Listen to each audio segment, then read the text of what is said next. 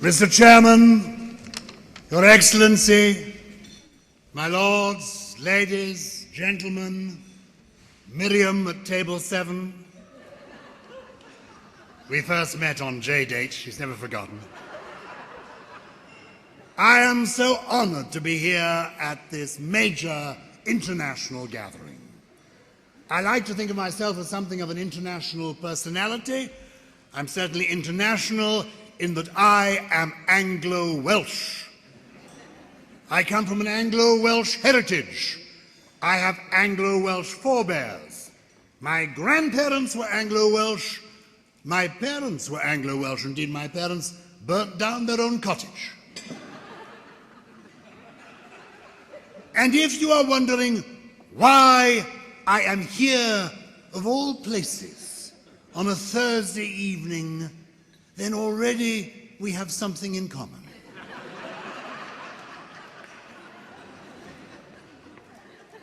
Actually, I'm here because I was asked. I do want you to know, ladies and gentlemen, that the executive team at Ought, if they do nothing else, that's the end of that sentence. That's not entirely fair. They do plan ahead, and the invitation for me to come and say a few words in the course of this gala dinner was extended some months ago. I had gone away to Helmand Province to get away from it all. Went there for a couple of months, in fact, in order to finish my novel, because I'm a very, very slow reader. And there I was in the tent that I happened to be sharing with Catherine Jenkins and Jim Davidson. When the mobile phone began to pulse, I picked it up, put it off the stand, and after I got through all the business, would accept a transfer charge call from Ought, I found I was talking to none other than Dan, your new chief executive-elect. He was then elect. He said, do you want to come and say a few words at our dinner? I said, I'd love to. What do you want to talk about? He said, what do you talk about? I said, I give a whole range of absolutely fascinating talks. He said, well, would you suggest one?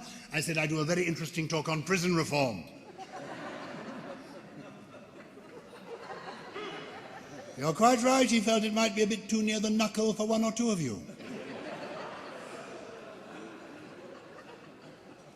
And then he said to me, weren't you a member of Parliament? I said, yes, I was a member of Parliament, but I am no longer a member of Parliament. I do want to make that absolutely clear, ladies and gentlemen. I am no longer a member. This is a respectable occasion. I am not a member of Parliament. I'm not here as part of some sort of rehabilitation scheme myself from Westminster. I'm here of my own free will. I am tagged, but that is for domestic reasons, as Miriam understands.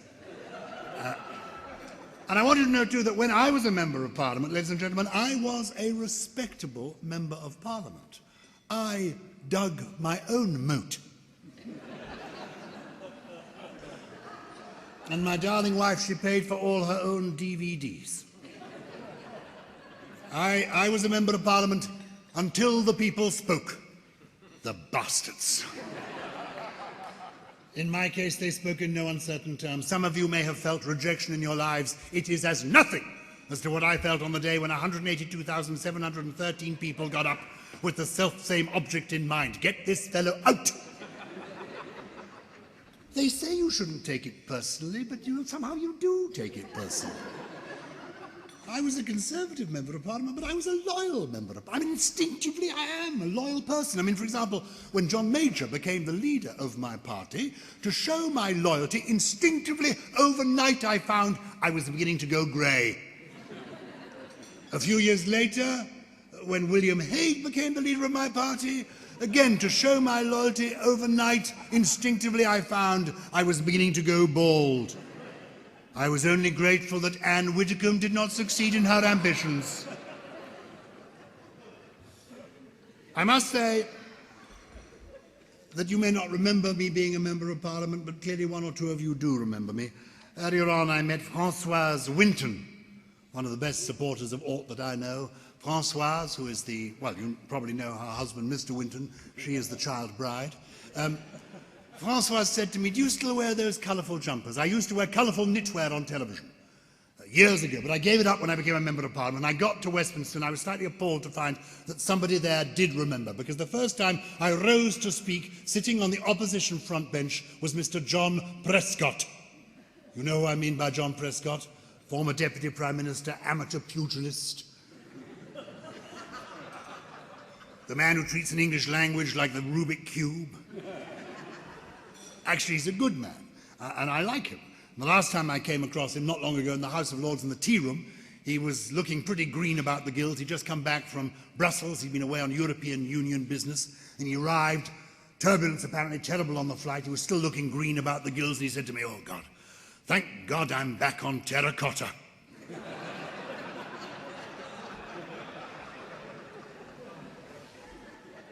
Anyway, I got to my feet to speak, and as I rose to speak, clearly Mr. Prescott remembered me, had some folkloric recollection for me and my jumpers, because as I began to speak, he began to go, "Woolly jumper." On I struggled with my oration, on he went with his barracking, "Woolly jumper, woolly jumper, woolly jumper." Well, eventually I had to pause and point out to Mr. Prescott that the joy of a woolly jumper is that you can take it off at will, whereas the blight of a woolly mind is that you're lumbered with it for life. Don't worry, he gets the last laugh, of course, because he became the Deputy Prime Minister and is now wrapped in ermine in the House of Lords, whereas I am here. But can I say there is nowhere I would rather be than here tonight with the beautiful people of Ort, because this is my kind of evening, one spent with the beautiful people, eating with the beautiful people, drinking with the beautiful people, and who knows, later on, sleeping with a clear conscience. I don't want you to think, though, that when I became Member of Parliament I just stuck it there. I did actually end up as a Lord Commissioner of the Treasury. We have David Young with us here tonight, Lord Young, who's now thankfully back in Downing Street where he belongs. Yeah, exactly. Well done, David. I mean, I love it. David just keeps coming back. They can't do without him. There are only two people with a proper office at number 10. One is the Prime Minister, the other is the former President of Ort. The government is getting at least one thing right.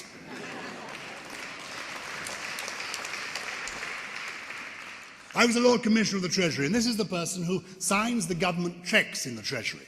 And the last cheque I signed was for £136 billion. Big bucks in those days. Now I appreciate it would hardly get the Royal Bank of Scotland through a difficult morning.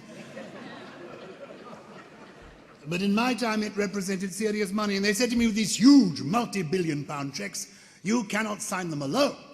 They have to be co-signed by the head of the Treasury, who I took to be the Prime Minister, because on the door of number 10 it says First Lord of the Treasury. And they said, no, the Prime Minister is the First Lord of the Treasury Board, the Second Lord is the Chancellor of the Exchequer, then we come down to attendant minnows like yourself, Lord Commissioner, but it is HM Treasury. The head of the Treasury is Her Majesty. You will be signing these cheques with the Queen. And so it came to pass that I would go down the mall with the government chequebook to sign these cheques with the Queen. And the first time I did this, I wasn't sure what the etiquette was. You know, which of us should sign the cheque first? You know, well, I didn't want to patronize the Queen just because she's a woman.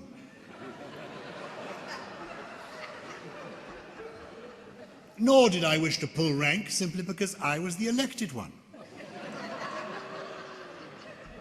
However, on that first occasion, since she was holding the pen and she seemed to think she should sign first, I let her. But on the last occasion, when we signed this huge cheque for £136 billion, Social Security payments first quarter, when we had both signed this huge cheque, I said to the Queen, you know, Your Majesty, the way the government insists on the two of us signing these huge cheques, I can't help wondering, Your Majesty, which of the two of us it is the government doesn't entirely trust.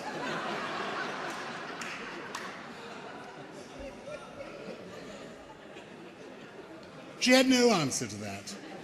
She's a good woman, and I'm so glad that at this gala dinner, this feast that has been laid before us, as though in the past few days we hadn't had anything to eat at all, this wonderful, wonderful meal, that in the course of it we have toasted the Queen as well as the President of Israel. I think it's a lovely thing to do. It's an important thing to do. And I go to a lot of formal dinners now where they no longer toast the Queen. I think it's a great shame, because I think she is a heroine. I think she's wonderful. Very few people could upstage Mr. Bean, but she can. And she's been doing the same thing for our country for 60 years and more, and it is remarkable. Year in, year out, she delivers. And you may think that it's all wonderful dinners like this with beautiful people like you, and it isn't. No, the Queen has suffered. Think about it. On 57 separate occasions, the Queen has had to attend the Royal Variety performance. And she never complains. I know this because a few years ago I was writing a book about the Queen, the Duke of Edinburgh, and I found myself invited to walk with her, talk with her, as she went about her official duties. Hold on, do it once more. It's for the JC, and nowadays you have to stand quite still for their photographs. Though, have you seen them online? It's very good online. Not all of us are crossing over, but you should. Isn't it good online? Anyway, never mind. There I am in the royal box at the Royal Variety Show with the Queen and the Duke of Edinburgh. And I have to tell you, sitting next to the Duke of Edinburgh at the Royal Variety Show for 3 hours is like being locked in the commentary box at the Eurovision Song Contest with Terry Wogan and Graham Norton on speed. You get 3 hours of non-stop cynical banter. Most of it was Greek to me, but I got the gist. And the finale of the Royal Variety Show that particular year was an excerpt from the Full Monty. I don't know if you saw the stage show, the film of the Full Monty. It's a show about 18 unemployed steelworkers who form a male striptease group like the Chippendales to make ends meet. Anyway, and the show culminates with these 18 strapping lads coming onto the stage and doing a full striptease. Everything but everything comes off. Fortunately, as the last bit of cloth hits the stage floor, there's a blinding lighting effect facing the audience to spare their blushes. Nevertheless, this male striptease show is what the organisers of the Royal Variety performance felt an appropriate entertainment to set before Her Majesty the Queen, who was 86 in April of this year, and His Royal Highness the Duke of Edinburgh, who will be 92 next June, should he be spared. This is what they thought appropriate for this sweet elderly couple. I can tell you it never have happened in Lord Delphont's time. Anyway, this is what they were offered. I'm in the royal box with the Queen and the Duke of Edinburgh. The Duke of Edinburgh is looking at the programme. He sees the word finale. His spirits soar. Beneath the word finale, he sees the title of the final item, the Full Monty. So he turns to the Queen and says, "Oh, look, Cabbage, the finale. It's the Full Monty. The Full Monty. We're actually going to enjoy the finale this year. It's the Full Monty. It's bound to be a tribute to the Field Marshal and El Alamein." And I have to tell you that Her Majesty and His Royal Highness were quickly, sorely and rudely disabused. As onto the stage strode these 18 strapping lads, wearing nothing but a couple of golden tassels and a gold lame codpiece apiece.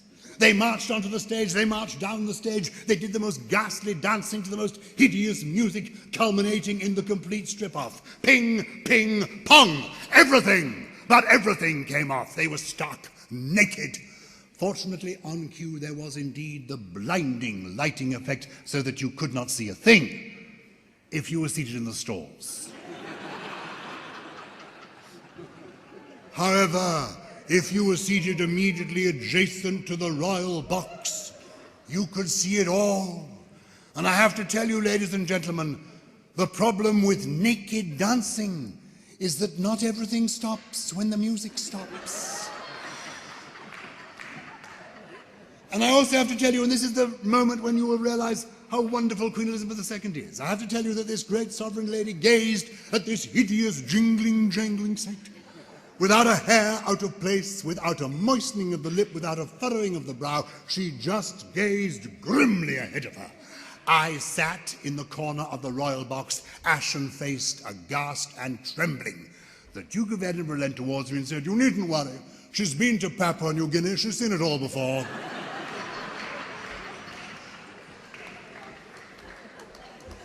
He's a good man, the Duke of Edinburgh. He's the man who said, if ever you see a man opening the car door for his wife, it's either a new car or a new wife.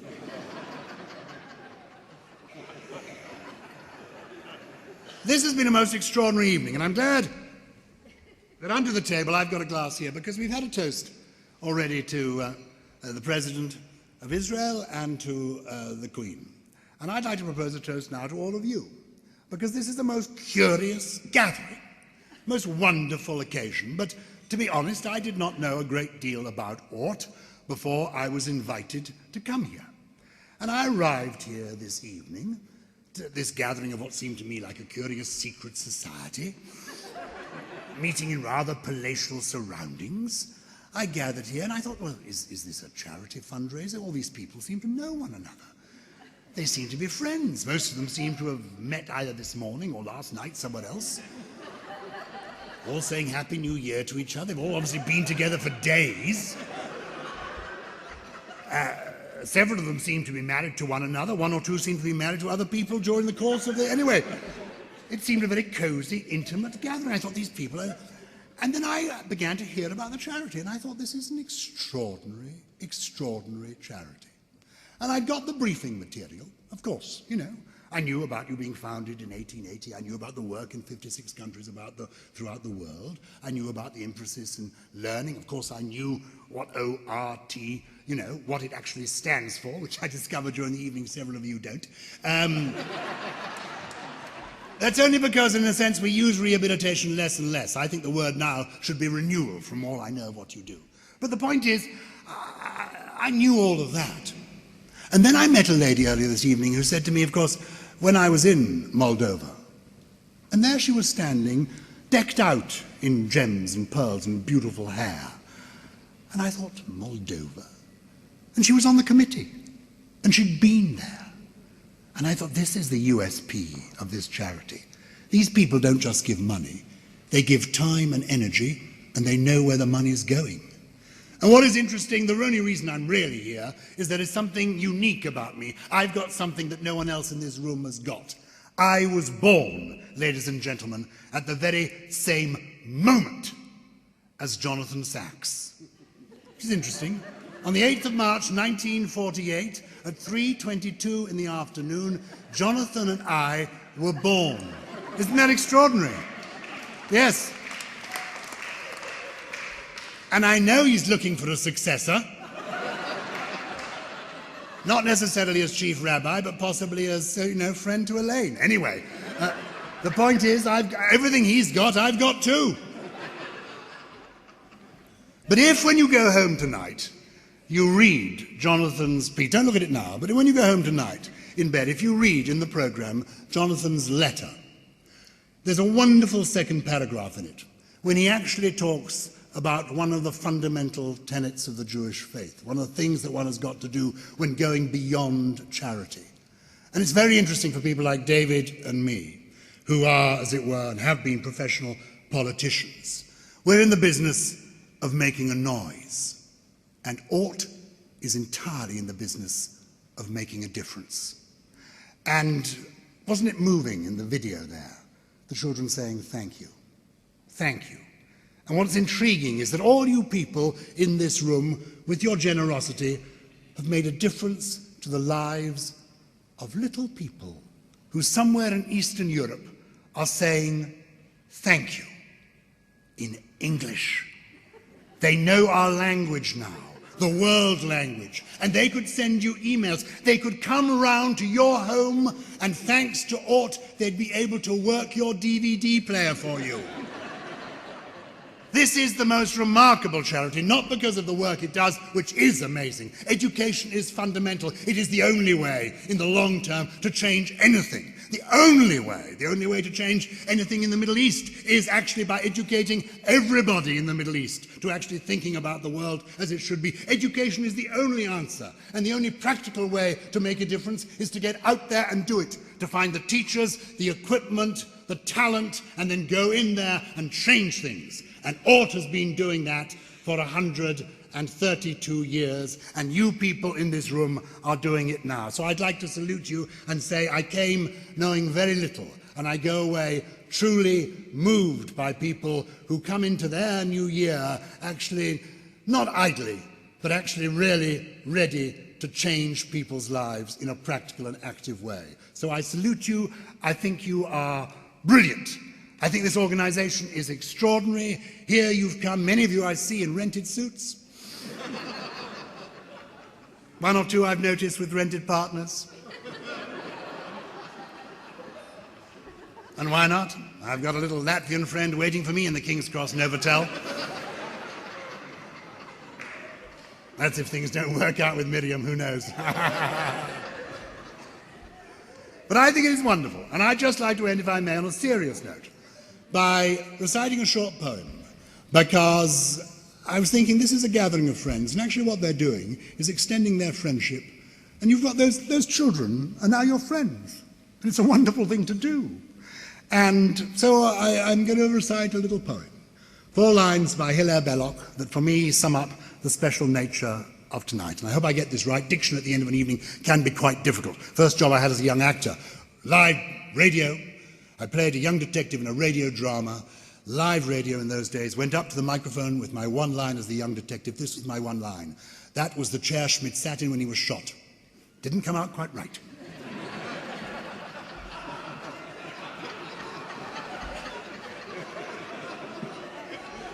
I wasn't very good as an actor anyway. Played Hamlet once, you know. Oh dear. When I played Hamlet, they threw eggs at me. Went on as Hamlet, came off as omelette. Anyway, this is the poem. 4 lines by Hilaire Belloc that for me sum up the special nature of tonight. From quiet homes and first beginning, out to the undiscovered ends, there's nothing worth the wear of winning but laughter and the love of friends. Thank you for your laughter, and congratulations on the friendship that I think is aught's secret of success. Well done, ladies and gentlemen. Well done.